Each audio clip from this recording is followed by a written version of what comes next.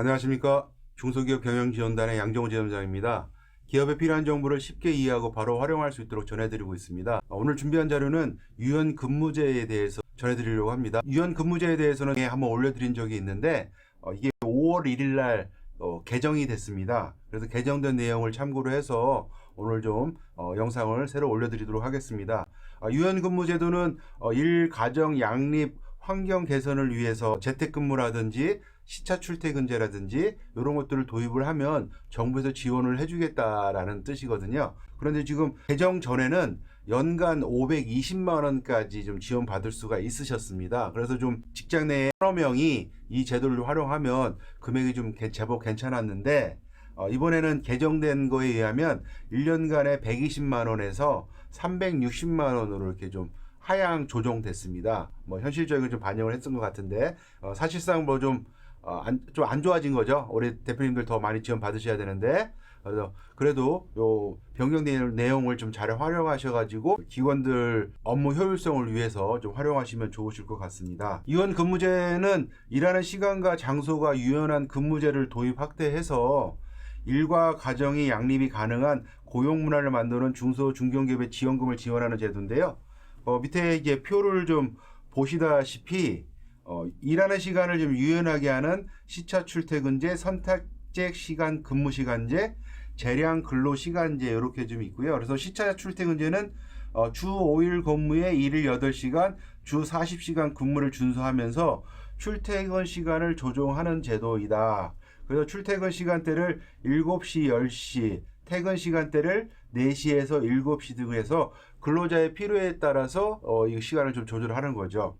예전에는 이 조절된 시간을 한 30분 차이만 둬도 요 지원금을 받을 수가 있었는데 요새는 좀 1시간 이상 시차를 좀 둬야지 지원금을 받을 수가 있습니다. 그래서 이 부분 좀 주의하셔야 되실 것 같고요. 선택적 근무 시간제는 한 달 이내의 평균 근로 시간이 주 40시간을 초과하지 않는 범위에서 일주일 또는 일일 근무 시간을 자유롭게 조정하는 제도입니다. 그래서 월에서 목요일에는 10시간씩 근무를 하겠다. 그러면 금요일 날은 이제 출근을 안 하게 되겠죠. 그 다음에 월요일, 금요일은 5시간을 근무를 하고 화요일에서 목요일은 10시간 근무를 해서 40시간을 맞추겠다. 이렇게 선택적 근무 시간을 하겠다. 이렇게 할 수 있는 방법이 있고, 재량 근로시간제라고 해가지고 업무 특성상 업무 수행 방법을 근로자의 재량에 따라 결정하고 사용자와 근로자가 합의한 시간을 근로시간으로 보는 제도이다.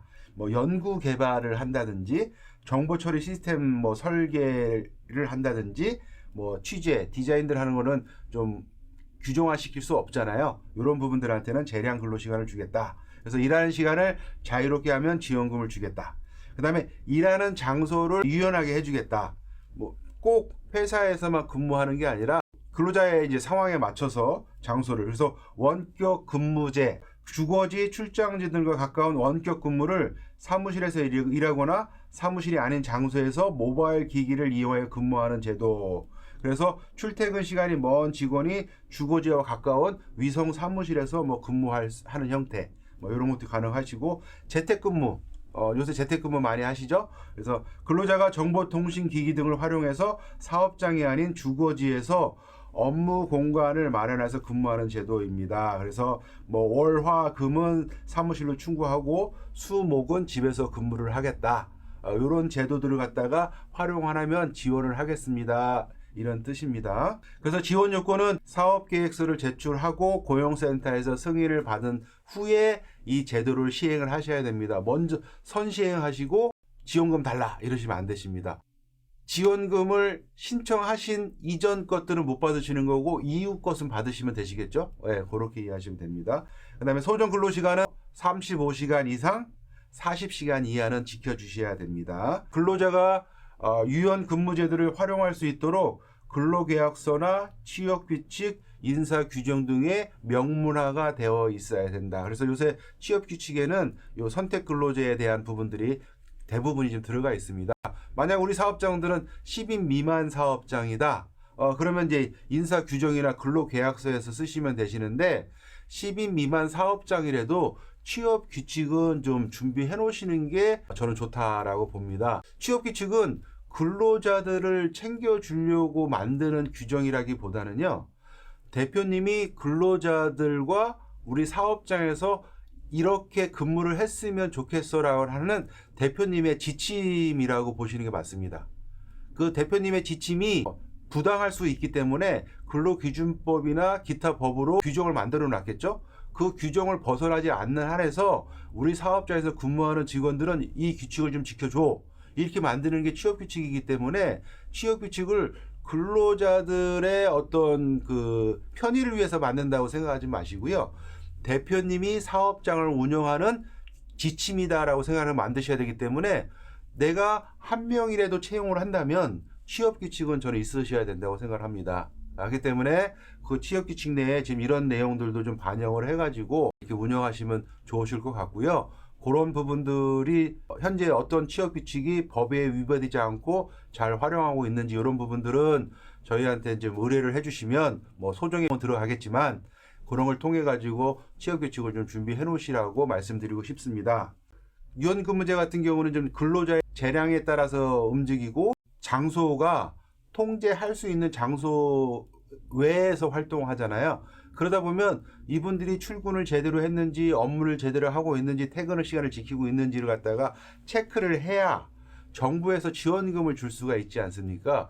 그런 것들을 갖다 임의적인 수기로 해가지고 출퇴근 명부 작성을 한다고 해서 그걸 인정하는 건 아니라는 거거든요. 못 믿는 것보다도 좀 확실하게 하기 위해서 전자기계적 방법으로 근태관리 시스템을 좀 구축을 하셔야 이 지원금을 받으실 수가 있습니다. 물론 이 지원금을 받지 않겠다 하신다면 뭐 그런 거 준비 안 하셔도 됩니다. 그렇기 때문에 뭐 카드 리더기라든지 지문인식기, 뭐 타임 레코드, 그룹웨어 등 전자기기적 방법에 의한 근태 관리를 의무합니다. 수기 방법 불인정한다라고 나와 있습니다. 그 다음에 선택근무제 같은 경우에는 근로기준법에 명시되어 있는 근로자 대표와의 서면 합의서가 좀 필요해서 대상 근로자의 범위, 정산기간, 정산기간의 총 근로시간, 시작 및 종료 시기에 대한 부분들을 명확히 규정을 좀 만들어 놓으셔야 된다. 시차 출퇴근제의 경우에는 통상 근로시간에서 1시간 이상은 좀 차이를 두셔야 됩니다. 1시간 미만은 인정 안 한다, 이렇게 그냥 보십시오. 그래서 시차 출퇴근제를 도입하시려면 1시간 이상 시차를 둬야 된다, 이렇게 보시면 되시고요. 지원 인원은 전체 피보험자 수, 고용보험을 신고된 인원의 30%까지는 지원을 해주겠다, 이렇게 나와 있습니다. 그래서 최대 70명까지 가능하십니다. 뭐 금액은 줄었지만 인원이 많으면 또 많이 받을 수 있고요. 그 다음에 5인 미만 사업장 같은 경우는 최대 3인까지도 가능은 하다, 이렇게 보시고, 다만 시차 출퇴근제의 지원 인원은 30명으로 한정되어 있습니다. 지원 기간은 1년입니다. 그러면 얼마를 받느냐? 그래서 지원 내용은 요거는 그 예전 거랑 좀 비교해서 보여드리려고 했는데 굳이 그럴 필요 없을 것 같아서 이번 거만 했고요. 지원금은 대폭 좀 줄었다고 보셔야 될 것 같습니다. 예전에 지원받는 것보다 한 50% 이상 줄은 것 같습니다. 그래서 시차 출퇴근제라는 제도를 갖다가 6일에서 11일까지만 활용하신다면 10만 원을 지원했다. 한 달 금액입니다. 한 달 금액이니까 뭐 거의 교통비죠. 그 다음에 12일 이상 근무를 하면 20만 원을 지원하겠다. 저희가 보통 한 달을 갖다가 20일, 5일씩 4주 근무하면 20일 근무하지 않습니까? 그러면 여기 나와 있는 그 기준을 보면 한 달에 50% 미만 시차 출퇴근제를 적용하면 10만 원, 50% 이상 시차 출퇴근제를 적용하면 20만 원, 뭐 이런 개념으로 보시는 것 같습니다. 그거를 6개월 동안 해서 120만 원 지원을 하겠다, 최대. 그 다음에 재택근무를 하거나 원격 근무를 하는 부분들도 근무일수에서 50% 미만인 11일 정도 활용하면 15만 원, 50% 이상인 12일 활용하면 30만 원 해가지고 1년간 360만 원을 지원해 주겠다. 선택근무제 같은 경우에는 활용 일수는 최대 6일은 써야 되겠죠. 최대 6일 이상만 쓰게 된다면 30만 원씩 해가지고 360만 원을 지원하겠다, 이렇게 되어 있습니다. 작게 느껴지면 작은 금액이지만 회사에서 보면 뭐 교통비와 식대 정도 나가는 금액이지 않습니까? 그래서 요 제도 전환하시면 꼭 좀 활용하시기 바랍니다. 지원을 받지 못하는 근로자의 조건이 있는 거죠. 모든 고용지원금이 다 유사한데요. 사업주의 배우자, 사촌 이내의 혈족 및 인척 같은 경우 가능하지 않다. 외국인 되지 않습니다. 단 거주, 영주, 결혼 이민자들은 가능하다. 그 다음에 그 대상자들이 뭐 특별고용 촉진 장려금이라든지 청년 추가 고용 장려금이라든지 다른 고용 지원금을 받은 경우에는 이 지원금을 신청할 수가 없다. 그 다음에 장려금의 산정 제외 기준이 있지 않습니까? 그래서 시차 출퇴근일 또는 재택 원격 근무일의 출퇴근 시간이 근로계약서 상에 명시된 출퇴근 시간보다 15분의 차이가 있으면 지원이 안 될 수가 있습니다. 10시간 출근하겠다 그러면 10시 15분 안에 타임 레코드라든지 어떤 인식을 통해 가지고 로그인을 해야지만이 인정을 합니다. 앞에서 보셨듯이 뭐 6일에서 11일, 뭐 12일에서 12일 이상 이렇게 나와 있지 않습니까? 그러다 보면 그거를 놓치면 그날 하루가 빠지는 거예요. 그날 하루만 이제 지원금 대상에서 빠지는 거니까 어떤 날 이렇게 체크를 못했다고 치면 다른 날로 합산을 해가지고 뭐 15일 하면 지원금을 받을 수 있겠죠. 그래서 이건 좀 잘 챙겨야 될 것 같고요. 선택근무제에서 정산 기간을 평균해서 연장 근로시간이 12시간을 넘어가시면 제외됩니다. 그래서 우리 주 52시간을 좀 시행하고 있지 않습니까? 그래서 주 52시간을 좀 준수를 하셔야 될 것 같고, 선택근무제 같은 경우에 소정 근로 2시간 이상 단축일이 4일 이상 있어야 된다라는 거하고, 그 다음에 소정 근로시간 30분 이상 단축일이 8일 이상 있어야 되는데 그 시간이 단축되지 않는 걸 지키지 않는 경우에도 정산에서 빼버리겠다 이렇게 돼 있습니다. 신청 방법은 고용보험 홈페이지에 그 인증서를 갖고 로그인 하시면 기업회원 서비스로 들어가셔서 고용안정장려금 섹션에 통합장려금, 그 다음에 고용안정장려금 들어가시면 계획 신고서 작성을 할 수가 있습니다. 사업 계획을 할 수 있는 사업 계획 작성하시는 분에다 작성을 해서 전송을 하시면 되시는 거고요. 온라인으로 하는 건 난 좀 힘들다 하시는 분들은 오프라인으로 서류를 접수하셔야 됩니다. 고용보험 홈페이지 가서 신청 서류 양식을 다운 받으셔가지고 등기우편 같은 걸로 보내시면 되십니다. 그 다음에 고용센터에서는 이렇게 접수된 사업 계획을 보고 심사를 해서 승인을 내주겠죠. 승인을 내신 다음에 보통 이달에 신청 들어가면 다음 달 정도에 이제 승인이 나는 거고요. 승인이 나면 6개월 이내에 이 제도를 도입해서 쓰셔야 된다는 거죠. 물론 뭐 저희가 신청한다는 얘기는 바로 활용하실 거기 때문에 그게 중요하지 않지만 혹시 잊어먹다가 6개월이 지나버리시면 안 됩니다. 그렇게 제도를 도입을 하고 이제 한 달 동안 이제 활용을 근거 서류를 갖고 한 달마다 매달 이렇게 신청하시면 되시겠습니다. 신청할 때 신청서, 근로계약서, 월별 임금대장, 임금 지급 증빙 서류, 그 다음에 카드 리더기 등 출퇴근 기록부, 수기로 하신 거 인정 안 되십니다. 요거 주의하셔서 신청하시면 14일 이내에 지급을 받으실 수가 있으실 겁니다. 요런 제도를 갖다가 근거를 남기기 위해서 전자기기 같은 걸 좀 도입하셔야 되잖아요. 사업장에 또 이거 부담이지 않습니까? 그 지원금을 받고 해서 장비라든지 이런 걸 구입하는 것도 부담이기 때문에 재택 원격 근무 인프라 구축비를 좀 지원한다는 거고요. 그래서 정보 시스템에서 이제 그룹웨어나 ERP나 프로그램 같은 거를 구입하실 수가 있으신 거지 않습니까? 이거 하고 이제 보안 시스템 해가지고 뭐 원격이라든지 그 다음에 보안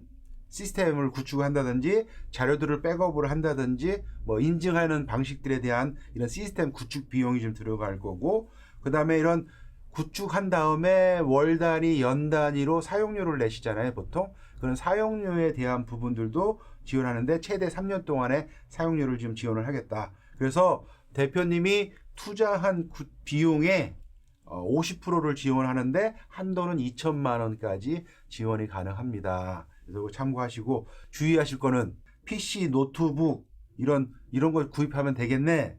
아니면 건물이나 토지 뭐 이런 것들이 있어야지 가능해. 안 된다라는 거죠.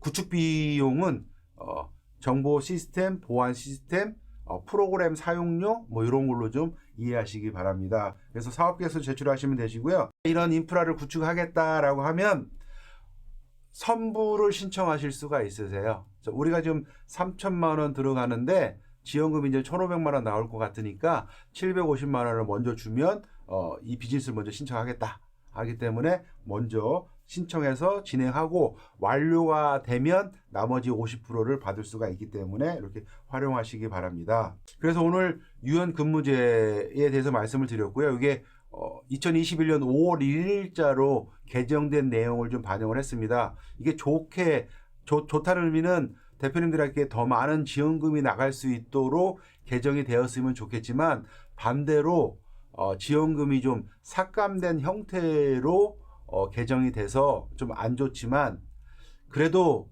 정부에서 이런 제도를 통해 가지고 가정을 양립할 수 있는 환경 개선을 하는 거에 지원금을 일부 보조하고 있기 때문에 잘 회사 내에서 조금 회사 여건에 맞춰 가지고 좀 잘 활용하시면 그래도 좀 도움이 되시리라고 생각이 됩니다. 이런 부분들이 고용보험 홈페이지를 통해서 회사 자체적으로 좀 잘 할 수 있으리라고 생각되지만 바쁘시거나 하셔가지고 못하게 되면 저희가 업무 대행도 좀 해드리고 있습니다. 유연근무제 외에 또 이제 고용 창출 지원금, 고용 유지 지원금, 기타 정부 지원금에 대해서 저희가 찾아서 기업에 도움이 될 수 있도록 지원해드리고 있으니까 연락 주시면 친절하게 답변을 드리겠습니다. 항상 기업의 입장에서 생각하고 준비하며 결정하는 양정호 지점장이 되도록 하겠습니다.